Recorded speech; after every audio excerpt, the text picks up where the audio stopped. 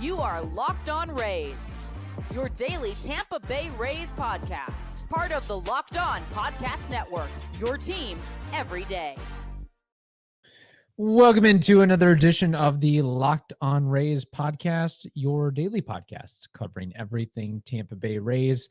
We have a very special show for you again as we continue our conversation with Warren Hypes, who is the Vice President, Creative and Brand for the Tampa Bay Rays. We continue discussing the transformation of Steinbrenner Field into making it the home of the 2025 Tampa Bay Rays. We also discuss his other major project, which was the City Connect concept, and completed and revealed last year. It was about this time last year that we had him on. And then we get into behind the scenes with him a little bit, day in the life of Warren Hypes and what it's like working for the Rays. So without further ado, now we might have touched on this a little bit, but I just want to get it on the record here. What is the single piece of signage or accoutrement of the retrofit that you're most proud of? Oh man, that's a tough one. You know what it might be is everything in the bowl that's in our campaign look. So if you look at the dugout tops, if you look at the big piece of signage just on the back of the scoreboard, several of the tops of the vomitories it's on as you walk through. It's in the bullpens.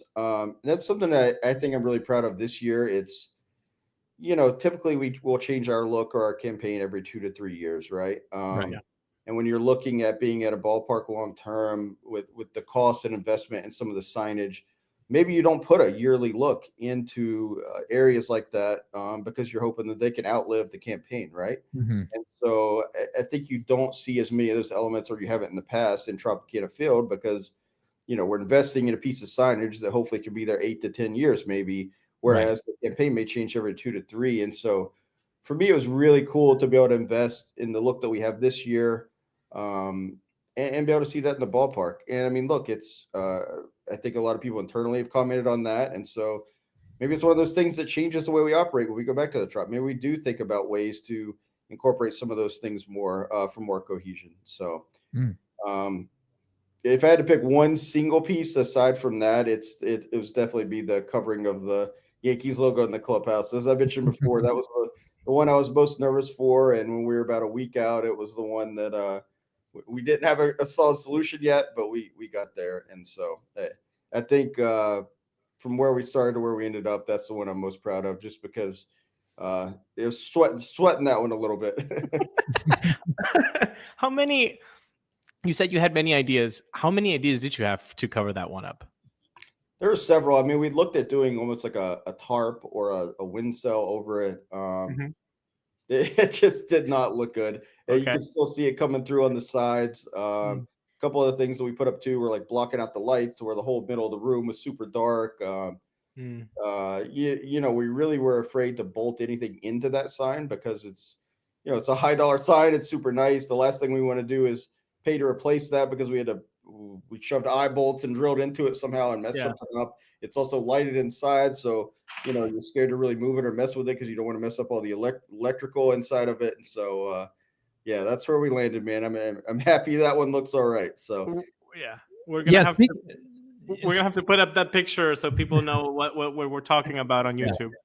Speaking of that, how large was the committee, the decision makers of you and others in the room on, we're going through the line items and the list of getting all the logistics in place and, seeing what's feasible, what's not feasible? Just what was the behind the scenes mechanics of all that? Was it, you and a bunch of others sitting around a boardroom table? Just put us in the seat a little bit with that. And I want to is there pizza? Are there cookies? What would we have? Just really give us a nice picture of what's going on. You know what? Maybe I should go back and ask for pizza and cookies. That would be great.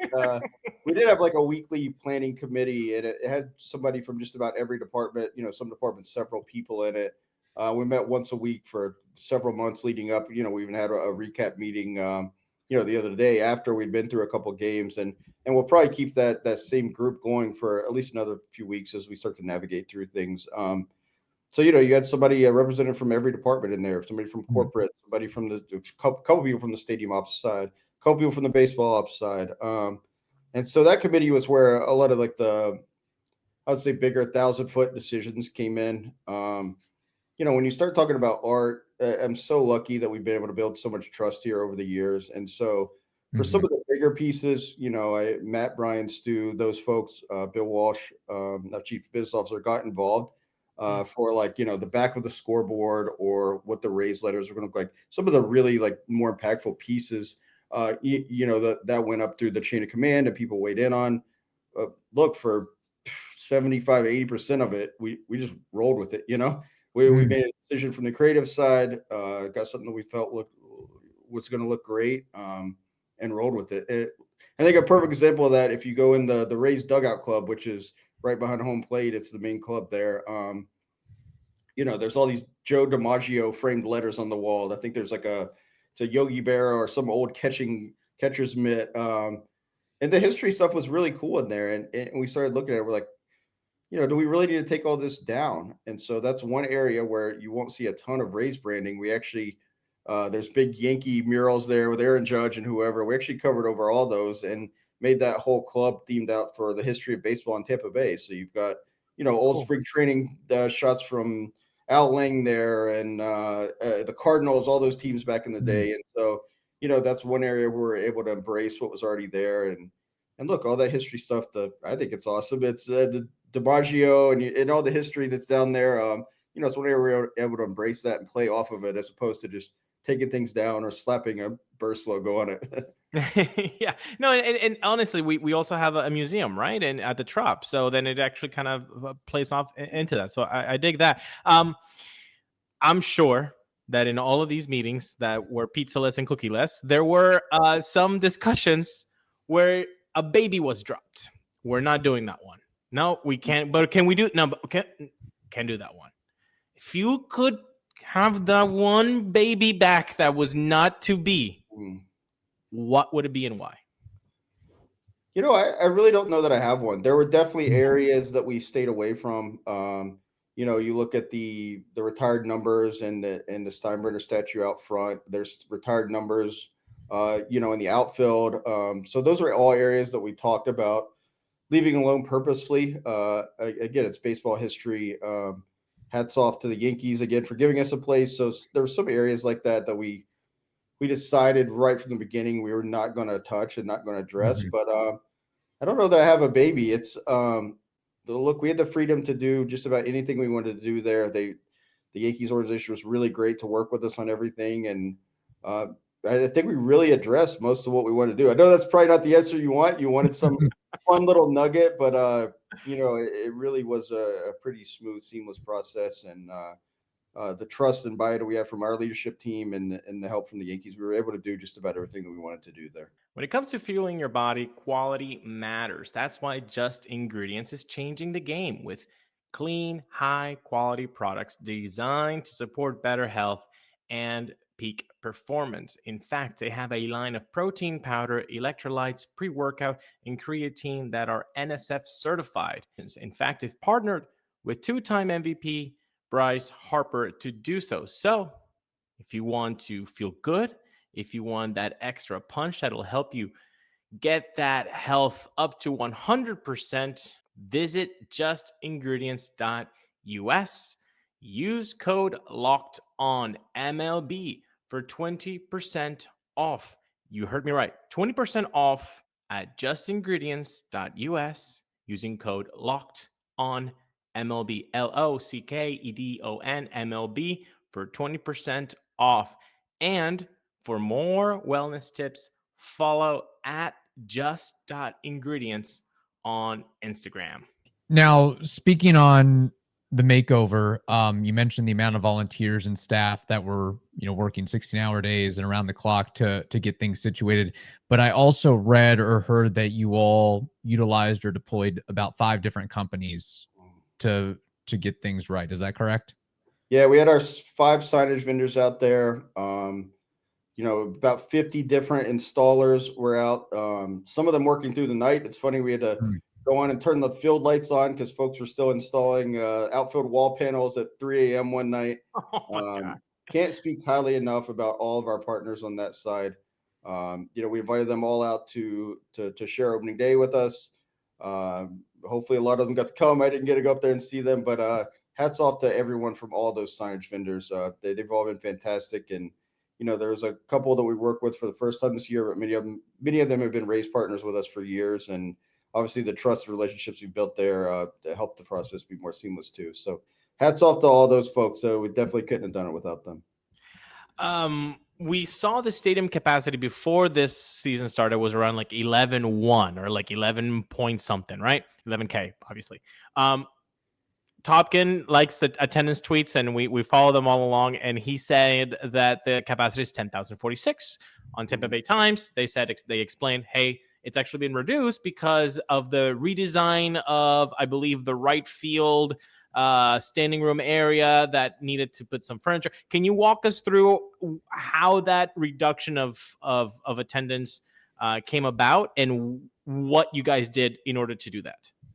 Hey, look, that's not my area of expertise. I have been in the meetings where it's been touched on a few times. I will say that like our ticketing and our analytics team spent so much time, even in the off season, trying to route all of our season ticket holders over, trying to make sure that they had a comparable seat there. We had a plan for how we wanted to roll out all of the season ticket holder rollovers, all of the new season ticket memberships, how we were going to sell that.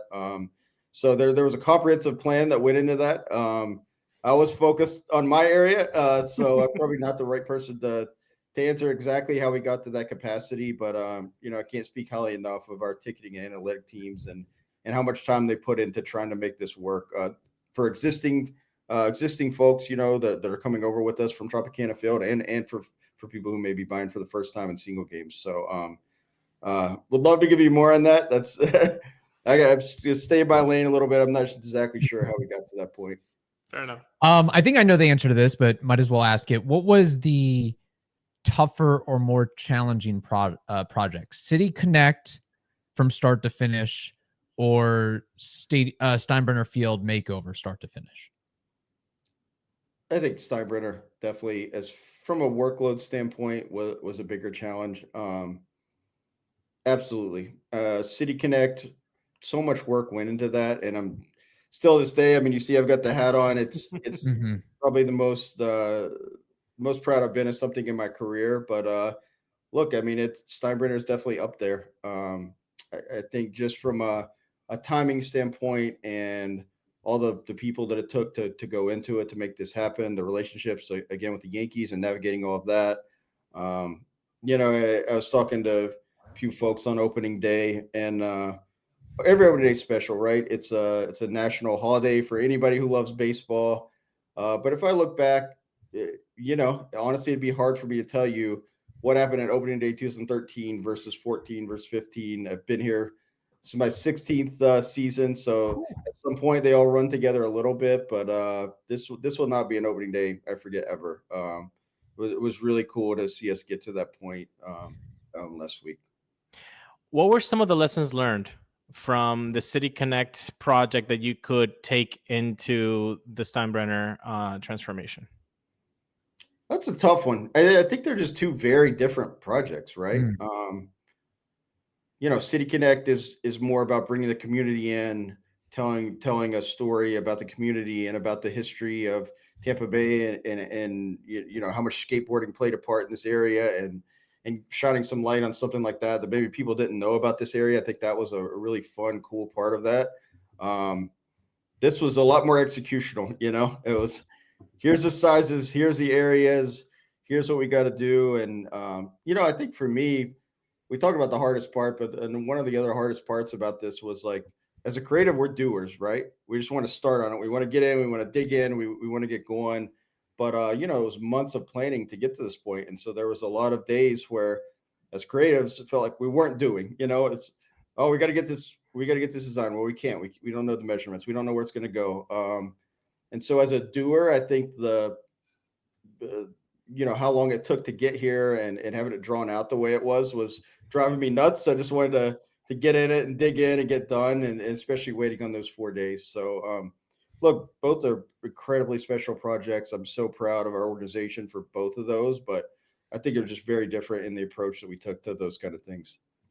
Now, getting a little bit deeper into the weeds on that, I mean, those are the, when you think of Warren Hypes, you think those are the two signature projects. I would imagine you've had more media coverage and your name mentioned over the last couple of years than maybe, your entire history with the Rays. But related to that, what's another project that you're really proud of and would put on the podium, so to speak, of City Connect, Steinbrenner Field? What's something else within the creative arena that, or in just your general job description that you really feel that you can pat yourself on the back and really feel accomplished with that? Yeah, I mean, I think I look back at both the anniversary seasons, right? Well, we've had several, but the two I've been a part of mainly was the 20th and the 25th. The 20th was, I believe, the first year we brought the Devilry uniforms back for that year. We wore them 5 times, I believe, that year, just for that year to celebrate it. I think the success and the fan reaction, everything else that we saw from that year on the 20th, then allowed us to bring those back and put them permanently into the style guide now. And so, there's definitely way more people than me involved in that process. But I think if I look at both the anniversary seasons, both of them really, laid the runway for a lot of fruitful things that were really cool. Look, I had a small part in it because I think I'd only been here a couple of years when we did it, but years ago, the faux back uniforms we did were really fun, where we threw back leaf look. A former designer that used to be with us took the lead on that, but I got to be in the room for that, got to be part of that process.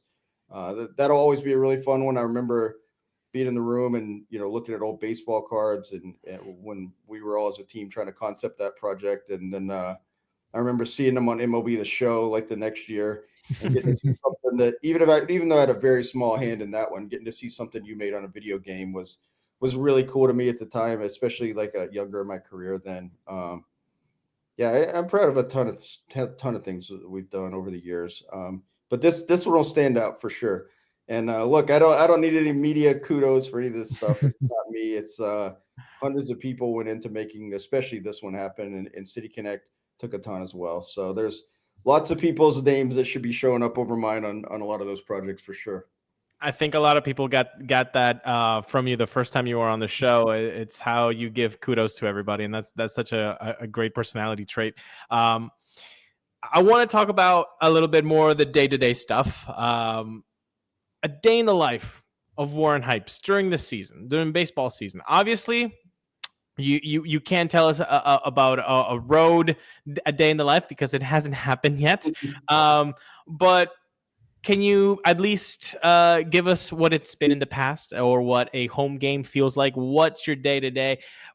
How much time do you have to say to a player, hey, guys, today we're doing a social media question of the day, and you guys all have to respond to it. How do they respond to it? The report's already there, so maybe you don't even have to tell them. They just respond to it. Like all these pictures throughout, before the game time, bullpenning, then the game starts. Can you walk us through all of that?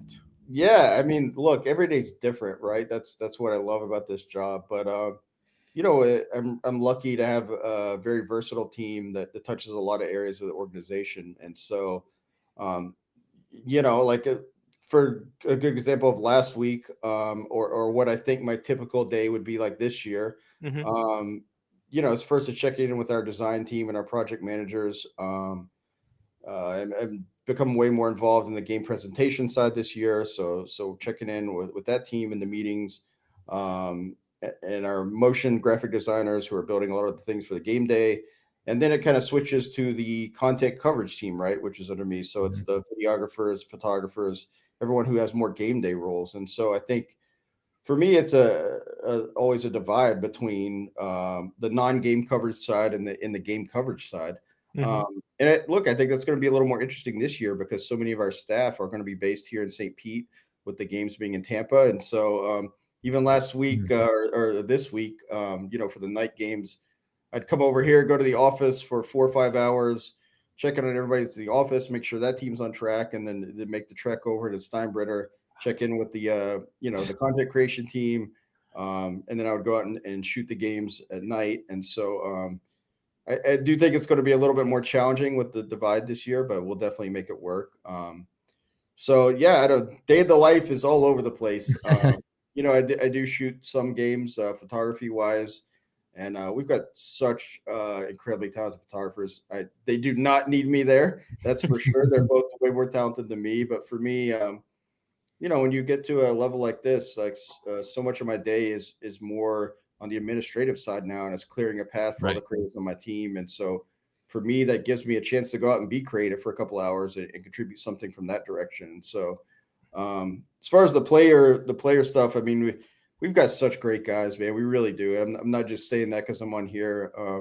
The vibes at the clubhouse this year are great. We've got so many younger guys. We got guys now in the game who understand digital and social media. They understand you're building their brand as well as the team's brand. We've got such great buy-in from the coaching staff and the baseball ops side of things. So from a player standpoint, I don't have to ask a lot. That the access is there, the relationships are there. It's pretty cool. We're actually based in the clubhouse. We've got an office over there now, so that even increases some of the communication. We're kind of in the weight room there. And so as guys are coming in the gym, they're coming in, checking in, seeing what we're doing. Yeah, day in the life is different every day, but it's kind of split between, that's the easiest breakdown is kind of our game coverage side of what we do and the non-game coverage side of what we do. And both sides are equally important. And I got to kind of split my time and make sure that I'm around for whoever needs me that day. There's nothing better than catching an MLB game live. The crack of the bat, the roar of the crowd, and the smell of Yankee tears. And if you're looking to go last minute, Game Time makes getting tickets easier than ever. They've got last minute deals, all in pricing, and a lowest price guarantee. They take the stress out of buying MLB tickets. It's like knowing you have a reliable bullpen when your starters have already done the job. You can just put your feet up and know that the team's going to win. So today, you can take the guesswork out of buying tickets with Game Time. Download the Game Time app, create an account, and use code LOCKEDONMLB for $20 off your first purchase. Terms apply. Again, create an account and redeem code LOCKEDONMLB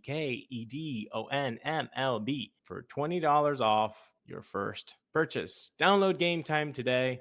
Last minute tickets, lowest price, guaranteed. You know, you giving shout outs to people. I do think I know the two names, but I don't want to butcher them. Will and Caitlin are on your photography team.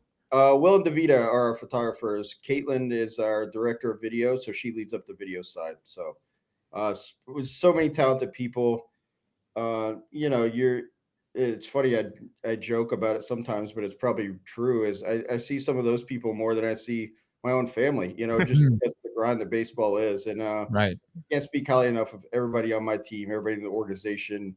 It's where having a great culture really matters, when you have to be around all those people for that amount of time, and to be able to be around them for that amount of time and still have fun and still love coming to work every day speaks so much to the culture that's built across the entire organization. Something I'm curious about, and then we'll wrap things up here in just a moment. When you have something where you're doing an interview with a player or a certain piece of video coverage or photography, do you run it by the player or players at all? Or it's not really their lane, it's not really their department, it's kind of, you all are creative and you're going to post what you post ultimately? How does that work at all?